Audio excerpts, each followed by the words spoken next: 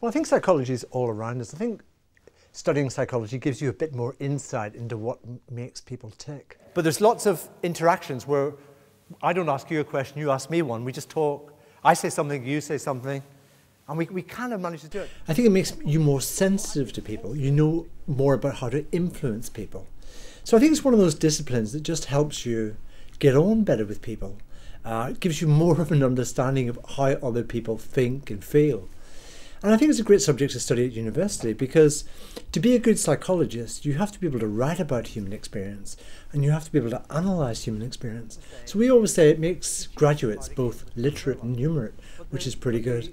The whole psychological point is that part of the idea is being expressed in speech and part of the idea is being expressed in the gestural movement. I think it's a great subject. It helps you understand people. It allows you to develop as a person. It gives you presentational skills. So it's a very general, very interesting subject.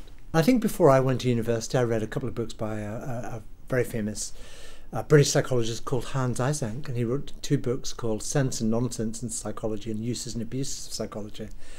And I think when I read those books, I was gripped. I was doing maths, physics and chemistry A-level. I thought I was going to become a scientist. And then I read these books and it kind of changed my life. I just thought, that's really, really interesting. And of course, the beauty of studying psychology is that by your 3rd year, you'll be doing a project or a dissertation, a piece of original empirical research in psychology. And what I love about it is that 3rd year students can actually publish their work in psychology. I myself published my 3rd year project. And so at the age of 21 or whatever, you can actually be known for doing work in psychology, and there's not many disciplines allow you to do that. Non-verbal communication can give us away in all sorts of ways in everyday life. If people ask me what I find most exciting about psychology, I say just look all around you. I love meeting people for the first time. I love the way that we make judgments about people very quickly. I want to understand how the brain does that and why it does it. I wonder about why some people have more of an influence when they meet people and other people have less of an influence. I want to understand why we remember what some people say and not what other people say. I want to understand why certain kinds of our memories are etched in our brains for all time, and sometimes not the memories you'd like to remember, and certain other memories are harder to recall. It's all those kind of things. It's the stuff of everyday life.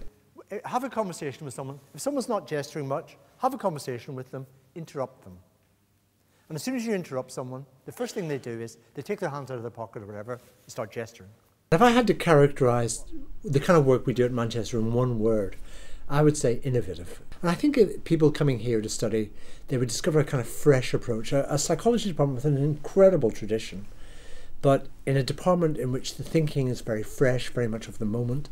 And I think we're working in a university and a city actually, which kind of prides itself on breaking boundaries and going into new territory and innovation, and I think psychology here is an important aspect of that. I would say Manchester University, like the city itself, is a big, exciting, buzzing community of kind of scholars and individuals. Lots of ideas flying around, lots of excitement, lots of interesting people. It's a great place to study, great place to test your ideas, and it's a great place to be yourself.